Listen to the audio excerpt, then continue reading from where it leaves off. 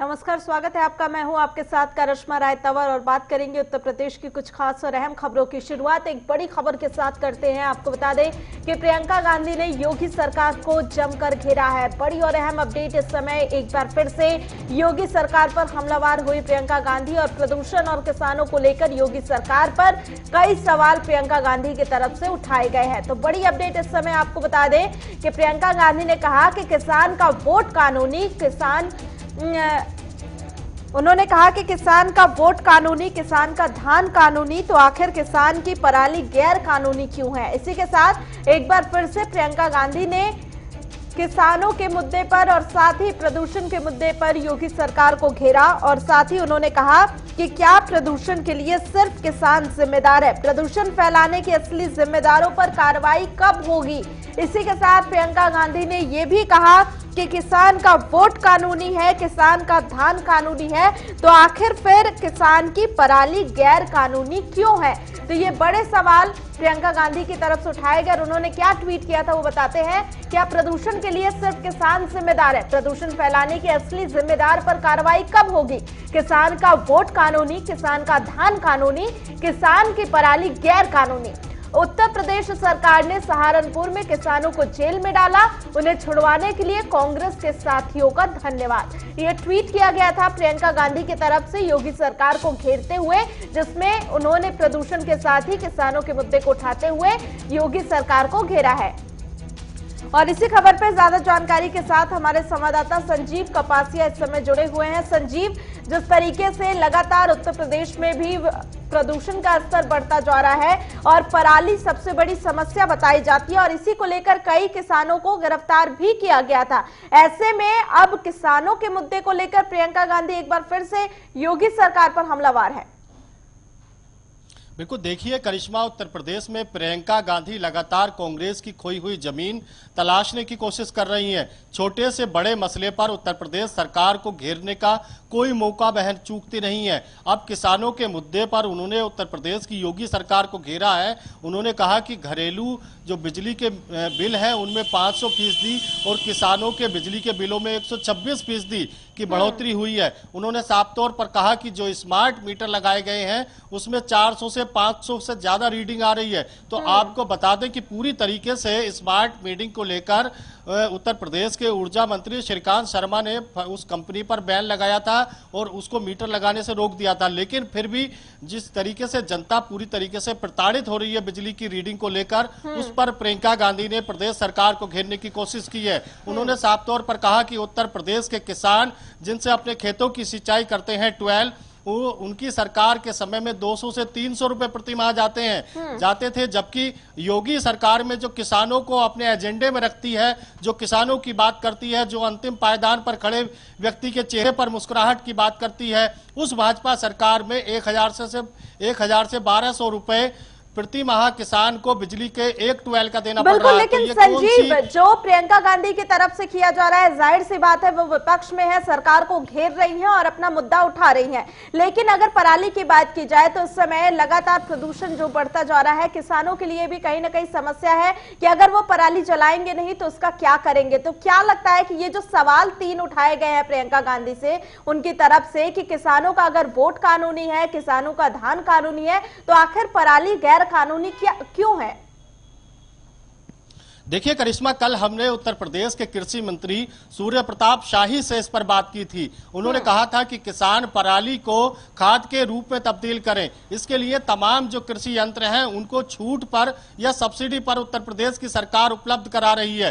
हालांकि प्रियंका गांधी जिस तरीके की बात कर रही हैं, उनका कहना है कि धान यदि ठीक है और गेहूं ठीक है तो पराली गलत कैसे हो गई। तो इसको लेकर उनको चाहिए कि जिस तरीके से एनजीटी और सुप्रीम कोर्ट की रेगुलेशन है उस पर उत्तर प्रदेश की सरकार काम कर रही है। इस पर कृषि मंत्री सूर्य प्रताप शाही ने कल कहा था कि हम नहीं चाहते किसानों पर मुकदमे हो, किसानों को जेल में ठूसा जाए, लेकिन किसानों को भी समझना चाहिए जिस तरीके से हवा की क्वालिटी खराब हो रही है, सांस लेने में दिक्कत हो रही है। उत्तर प्रदेश की राजधानी लखनऊ की बात करूं करिश्मा, तो 1000 से 1000 के आसपास AQI है, यानी एयर की जो क्वालिटी है इंडेक्स वो 1000 के आसपास है, जो बहुत खराब मानी जाती है। तो ऐसे में उत्तर प्रदेश की सरकार को प्रदेश के नागरिकों के जीवन को बचाने के लिए तमाम काम करने होंगे। इसके लिए उन्होंने कहा था कृषि मंत्री ने कि किसानों में जागरूकता फैलाई जाएगी, किसानों को जागरूक किया जाएगा। किसान एक गड्ढे में पराली को डालने का काम करें, उसमें तमाम जो कृषि यंत्र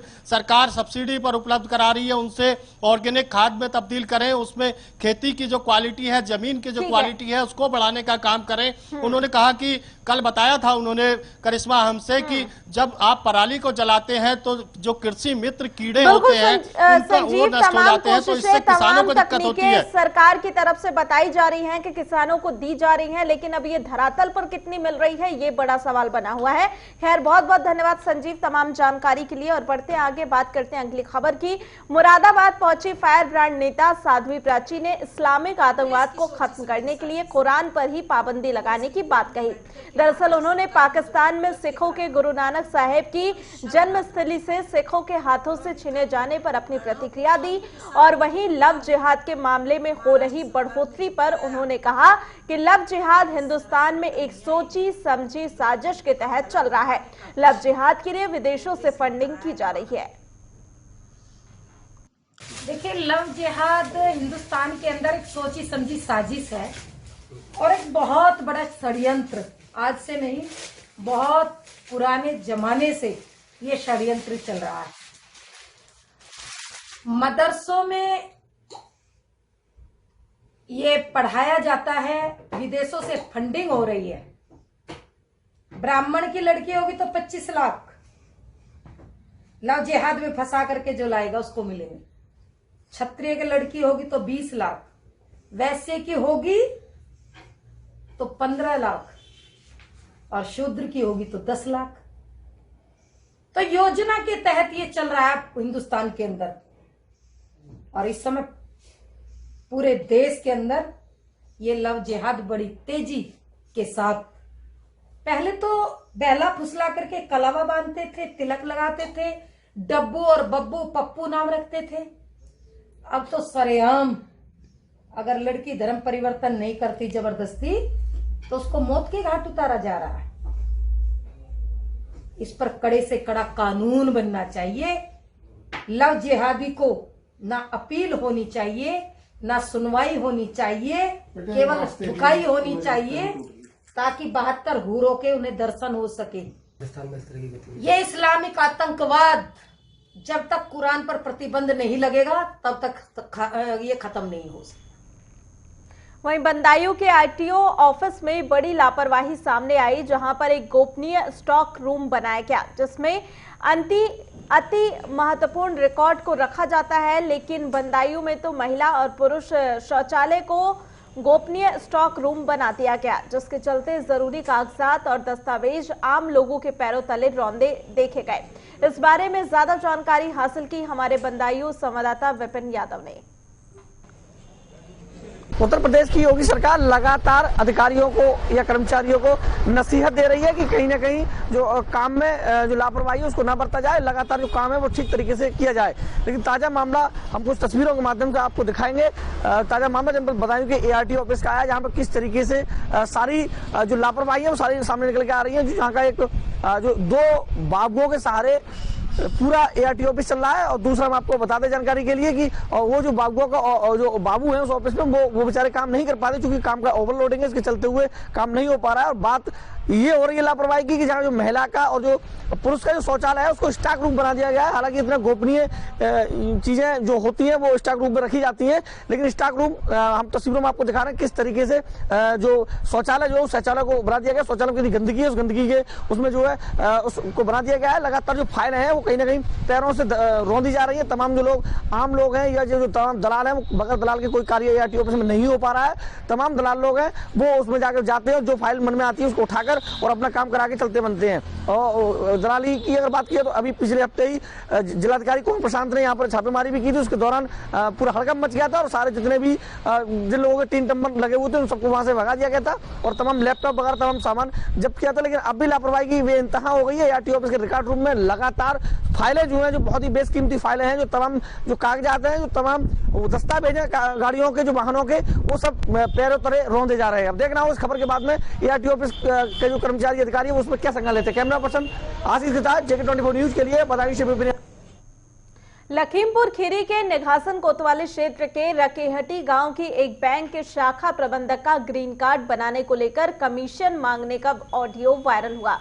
दरअसल पूरा मामला रकेहटी का है और यहां तैनात शाखा प्रबंधक से जब त्रिकोलिया गांव के किसान ने ग्रीन कार्ड बनवाया तो उन्होंने अपने कमीशन की फोन पर उससे मांग कर डाली। किसान ने आरोप लगाया कि वह उनसे 9,000 रुपए की मांग कर रहे थे और फिर 7,500 शाखा प्रबंधक को उन्होंने दिए हैं। बहरहाल जांच अधिकारियों का कहना है कि दोषी पाए जाने पर बैंक मैनेजर के विरुद्ध कड़ी कार्रवाई की जाएगी। जब रकेटी बैंक में अपना ग्रीन कार्ड बनवाने के लिए गया तो मैनेजर साहब मुझसे कहने लगे कि 6% का आपको पड़ेगा। तो मैंने कहा सर बनाइए, हम देंगे। अगर मना कर देते तो वो बनाते नहीं। तो इसके बाद जब हमारा कार्ड बन गया, जिस दिन पैसा निकला तो हमसे कहने लगे कि आप हमारा 1,60,000 रुपये का बना हुआ था ग्रीन कार्ड। तो मुझसे कहने लगे कि आपका 6% के हिसाब से 9,000 रुपये हुए, आप हमें 9,000 रुपये दे दीजिए। तो मैंने कहा सर 9,000 रुपये आपको दे देंगे तो हमारे पास फिर इसमें मतलब क्या बचेगा। आप मान लिया खर्चा हमसे मांग रहे हैं। तो उन्होंने बहुत प्रयास किया तो मुझसे 7,500 रुपये ले लिए उन्होंने। जब मैंने मना किया तो मुझसे बहुत बदतमीजी से बात की। अभी उसके बाद जो है उसके बाद मुझसे नहीं, एक आपके द्वारा ऑडियो वायरल की गई है, कोई सोशल मीडिया पे वायरल हो रही है। ऑडियो जैसे मेरा वायरल हुआ लमसम 1.5 महीने बाद मैंने ये ऑडियो वायरल किया है, क्योंकि अगर पहले ये कर देता तो हमारा पेमेंट नहीं निकल पाता कार्ड का। बस यही हमें कहना है। कुछ सुलह समझौते का दबाव बना रहे हैं आपके ऊपर? हाँ, दो बार जा चुके हैं बैंक के अधिकारी, लेकिन हमारी उनसे मुलाकात नहीं हो पाई अभी तक। उत्तर प्रदेश में माफियाओं के खिलाफ चल रहे अभियान के तहत बीते दिन प्रयागराज विकास प्राधिकरण ने ज्ञानपुर के बाहुबली विधायक विजय मिश्रा का घर ध्वस्त कर दिया। कमिश्नर कोर्ट के विजय मिश्रा की अपील खारिज होने के बाद विकास प्राधिकरण ने मकान को ध्वस्त करने की अपनी कार्रवाई शुरू की और बाहुबली विधायक का प्रयागराज के अल्लापुर इलाके में आलीशान मकान बना था। विधायक पर आरोप है कि उन्होंने बिना नक्शा पास कराए अवैध निर्माण किए थे और विजय मिश्रा के खिलाफ भदोही और इलाहाबाद सहित कई शहरों में लगभग 70 मुकदमे दर्ज हैं और वह इस वक्त आगरा जेल में बंद है।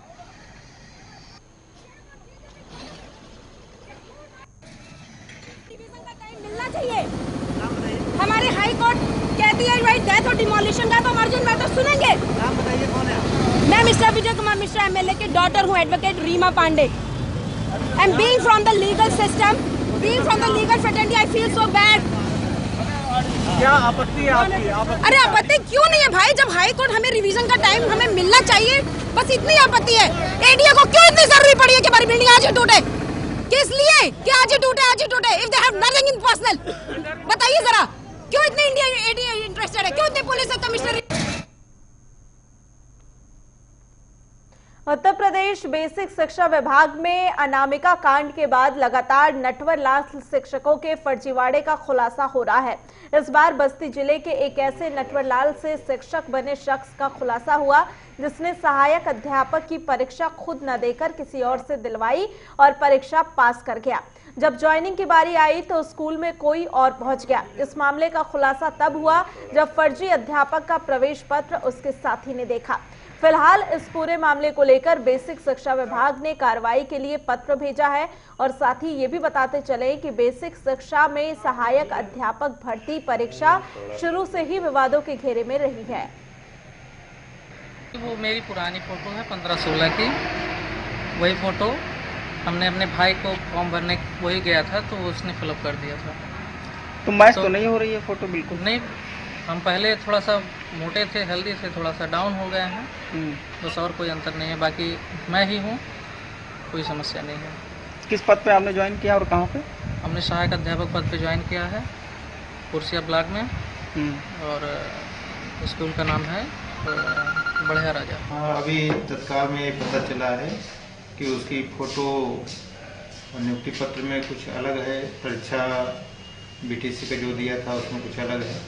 तो दोनों को मैं जांच करा लेता हूँ, पुलिस वेरिफिकेशन करा लेता हूँ, परीक्षा नियामक प्राधिकारी यहाँ से भी परीक्षण में करवा लेता हूँ। उसके बाद तदनुसार जैसी रिपोर्ट आती है उसके खिलाफ कार्रवाई होगी। अभी इसने ज्वाइन कर लिया सर्विस होगी, तैयार हो रही है, क्या अभी इसको रोका जाएगा या फिर वो सत्यापन के बाद ही। पीलीभीत में स्थानीय पुलिस की लापरवाही सामने आई। पुलिस नियम कानून को ताक पर रखकर फर्जी गैंगस्टर तैयार कर रही है और दरअसल मामला शहर कोतवाली से जुड़ा है, जहां जमीनी विवाद में पुलिस ने 17 नामजद लोगों पर गैंगस्टर की कार्रवाई की थी, लेकिन 3 लोग जिनकी उम्र 77, 75 और 73 है, उनकी उम्र 30, 31 और 33 दिखा दी गई। यही नहीं, पुलिस ने फर्जी उम्र दिखाकर कोर्ट में चार्जशीट भी दाखिल कर दी थी और उधर पुलिस के इतने बड़े फर्जीवाड़े पर डीएम को भी गुमराह किया गया। उधर शिकायत करने के बाद अफसर आंकड़ों को दुरुस्त करने में जुटी हुई हैं। बहुत परेशानी हो रही है, मुझ पर झूठे मुकदमा लगाया जा रहा है। मैं बड़ा इज्जतदार आदमी हूँ, तब भी लोग जो है मेरे लिए बदनाम कर रहे हैं और मुझे जो है बहुत मेरी मानसिक यातना पड़ रही है कि मानसिक रूप से मैं परेशान हूँ।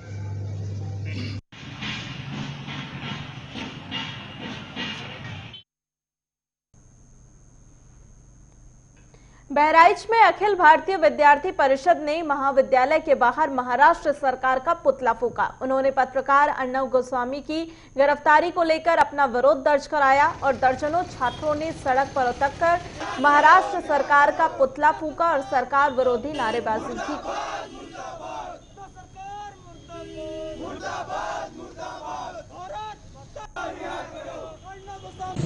मैं अखिल भारतीय विद्यार्थी परिषद श्रावस्ती विभाग संयोजक हूँ। आज हम लोगों ने महाराष्ट्र सरकार का पुतला फूंका है।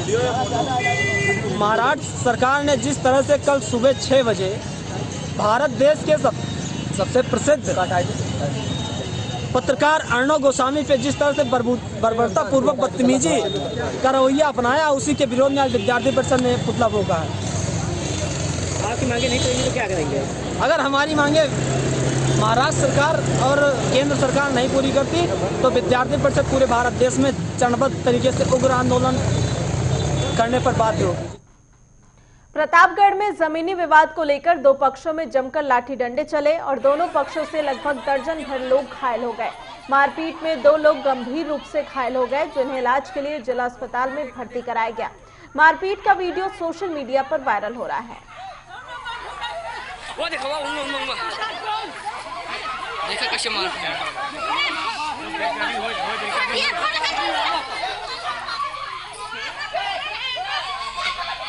वो मारता है।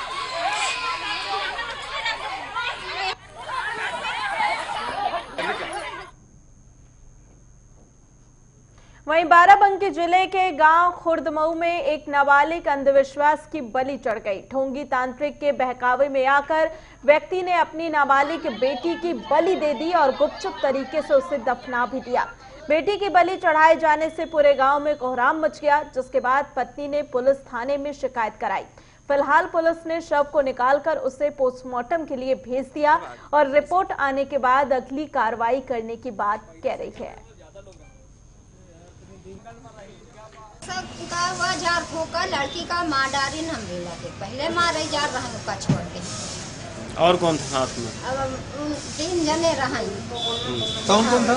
आलम रहे, झाड़ फूक वाला रहे और जनाऊ कोई रहे भैया उनका नाम नहीं जाना।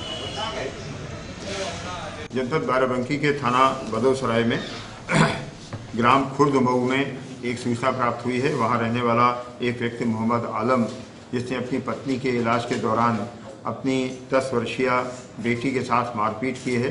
उस मारपीट के दौरान उसकी मृत्यु होने की सूचना प्राप्त है, लेकिन बिना पुलिस को सूचना दिए हुए उसने अपनी बेटी को दफना दिया है। इस सूचना की जांच के उपरांत उसकी बॉडी निकालकर पोस्टमार्टम करने का निर्णय किया गया है और पोस्टमार्टम की रिपोर्ट के आधार पर अग्रिम कार्रवाई की जाएगी। और चलिए इसी के साथ आपको बता दें कि औरैया में फोटोग्राफिक्स का काम करने वाले युवक की खून से लथपथ लाश मिली और बता दें कि युवक पिछले कुछ घंटों से लापता था। जिसके बाद उसके पिता ने पुलिस में उसके लापता होने की शिकायत दर्ज कराई।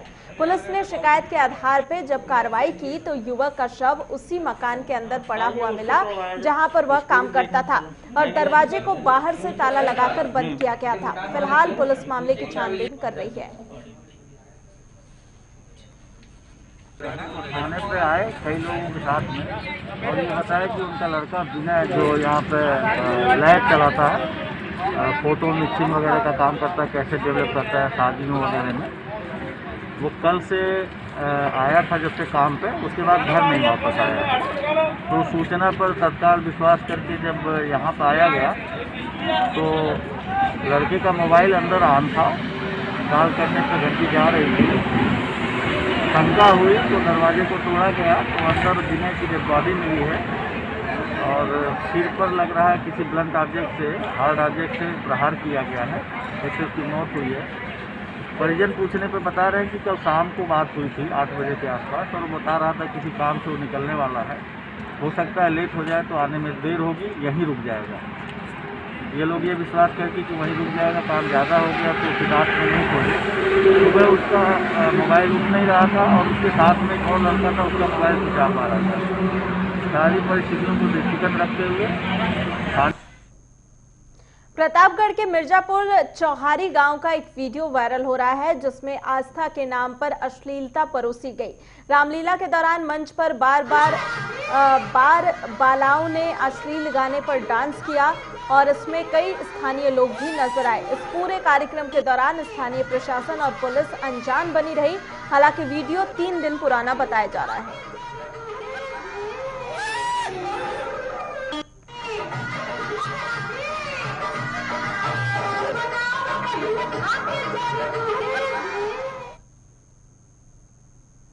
वहीं बात करते हैं अब लखनऊ की, क्योंकि लखनऊ में एक मुस्लिम महिला ने करवा चौथ का व्रत रखा था, जिसे लेकर कुछ लोगों ने इसे आपसी सौहार्द की मिसाल बताते हुए इसकी तारीफ की और कहा कि हम सभी को भाईचारे के साथ रहना चाहिए। तो वहीं कुछ लोग इसका विरोध करते हुए भी दिखाई दे रहे हैं।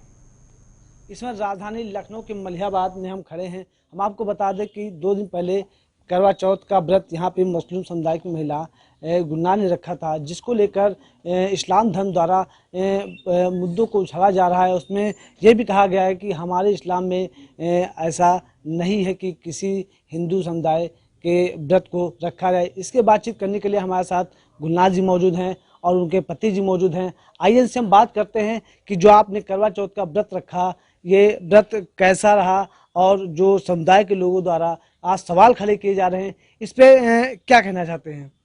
जो आपके पत्नी ने जो करवा चौथ का व्रत रखा, क्या लगा आपको? आपके समुदाय सवाल उठाए जा रहे हैं। जी, मैं अंजुम खान, मुझे अच्छा लगा और मेरी वाइफ ने ये व्रत रखा है।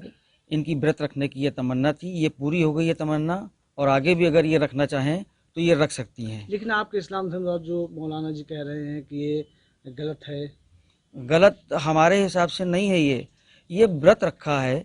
हम 30 रोज़े रख सकते हैं तो एक व्रत भी रख सकते हैं, और व्रत रखने का गलत इशू बनाने से कोई फ़ायदा नहीं है, क्योंकि व्रत जो इन्होंने रखा है वो एक खुशी के लिए रखा है। इनकी सास भी खुश है, इनके ससुर भी खुश हैं, इनके हस्बैंड खुश हैं, इनका पूरा परिवार खुश है।